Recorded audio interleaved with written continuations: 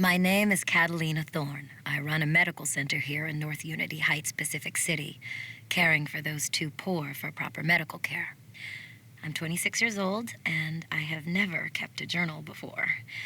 But I meet so many people with so many incredible stories that now seems like a good time to start. So, this is my journal. I just hope I can stick with it.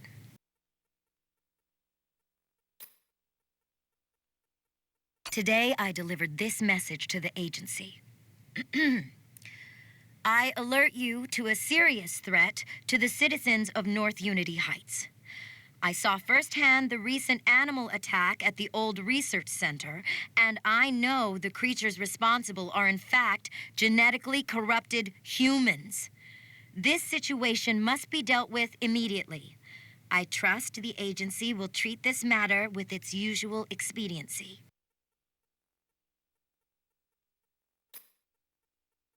After 2 months, the agency has yet to take action in North Unity Heights.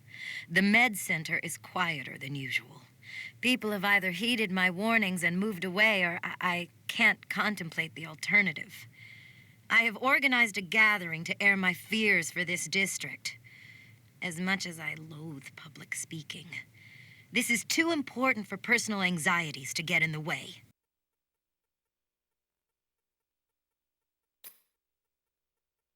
Since the agency confirmed the freak virus outbreak, the attendance at my gatherings has soared. I have discovered I am far from alone in being critical of the agency's handling of the situation. We have formed a pressure group called CELL. Our aim, to force the agency to divert resources away from weapons research and instead find a treatment for the virus.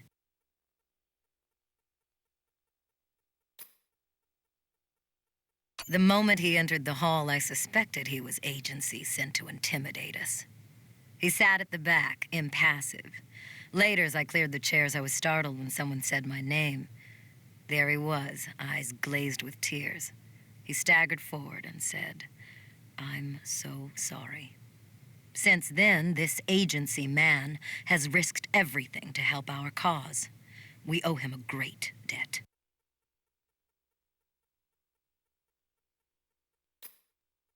In 6 months, CELL's numbers have swelled beyond my expectations. Yet still, the agency refused to acknowledge our demands for an antidote. We protest the use of peacekeepers, weapons, and walls to combat the virus. This fight cannot be won by brute force. The agency must face up to its responsibilities and find a cure. CELL's cries will grow larger and louder until they do.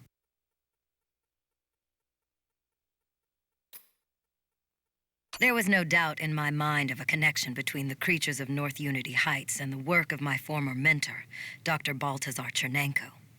I implored the agency to study the wealth of his notes to research a cure, work I hoped would already be underway. But I was wrong. I now know the truth behind the agency's reticence to discuss an antidote, and it defies belief. The media is awash with stories revealing every dark secret from my past in salacious detail. I'd laugh if these lies weren't so damaging to our cause. Fortunately, my loyal friends believe in me. And more importantly, our mission. They have secured me in a safe house with an armed guard. But I won't let this diminish my fervor.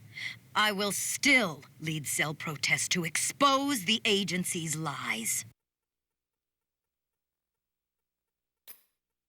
The last 3 years have been hell. I've been victimized by peacekeepers, vilified by the press. But if what I learned about this sunburst defense system is true, the agency are more craven than I imagined. Through all of this, I have struggled to suppress those in CELL intent on direct action. I believed our aims could be achieved through peaceful means.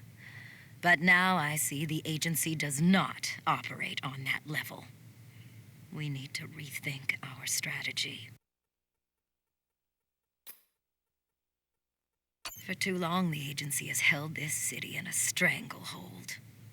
They ignore our demands to step down, so they must be removed by force. But first we must dismantle Sunburst. And we are determined, armed, and prepared to die to end this arrogant, deceitful reign.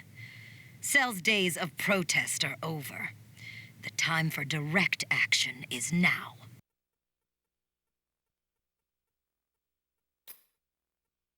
For years, the agency have hunted Catalina Thorne, leader of Cell. Yet here I am. Just one final push from toppling the agency from their tower fortress. They make empty threats of agents returning. They send peacekeepers on suicide missions to kill me. In their last desperate hours, they must ask, how did it come to this? And then shiver when they realize this hell is one of their own making.